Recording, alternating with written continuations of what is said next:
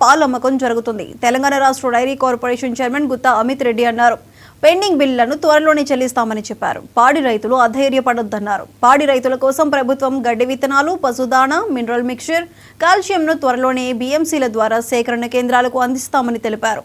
రైతులకు విజయ డైరీ ఎప్పుడూ అండగా ఉంటుందని వ్యాఖ్యానించారు. అదేవిధంగా శిశు సంక్షేమ కార్యక్రమంలో భాగంగా విజయ డైరీ నుండి బాలామృతం అందించే విధంగా చర్యలు తీసుకుంటామని అన్నారు.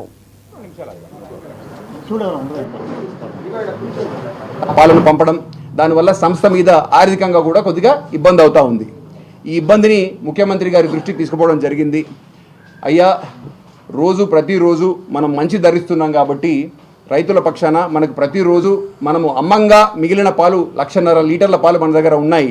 మరి వీటిని ఏం చేద్దాం? ఎందుకంటే దీనివల్ల సంస్థకు ఆర్థికంగా ప్రతిరోజు నష్టం జరుగుతూ ఉందని చెప్పేసి ముఖ్యమంత్రి గారి నోటీసు తీసుకుపోగానే ముఖ్యమంత్రి గారు ఒక జియో నంబర్ 45 పాస్ చేయడం జరిగింది.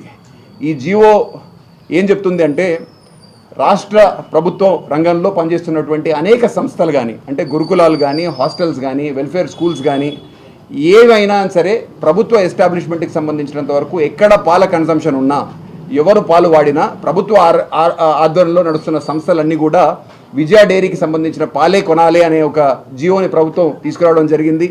అది తీసుకురావడం వల్ల ప్రతిరోజు సుమారు మనకు 45,000 నుంచి 50,000 లీటర్ల వరకు పాల సేల్ అనేది పెరిగింది. దానివల్ల కొద్దిగా మన నష్టాలు తగ్గేదానికి అవకాశం వచ్చింది. అదేవిధంగా మన రాష్ట్రంలో ICDS women and child welfare డిపార్ట్మెంట్లో స్త్రీ శిశు సంక్షేమ శాఖ ఆధ్వర్యంలో నడుస్తున్నటువంటి అంగన్వాడీ కేంద్రాలన్నీ కూడా మనము విజయ డైరీ పాలనే వాడాలని చెప్పేసి ఇంకో నిర్ణయం తీసుకోవడం, దానివల్ల ప్రతిరోజు ఇంకొక 50,000 లీటర్ల వరకు పాలను కూడా మనము సంస్థ తరఫున విమెన్ అండ్ చైల్డ్ వెల్ఫేర్ డిపార్ట్మెంట్కి మనం ప్రతిరోజు నాణ్యమైన పాలను పిల్లలకు, బాలింతలకు మనం ఇవ్వడం జరుగుతుంది.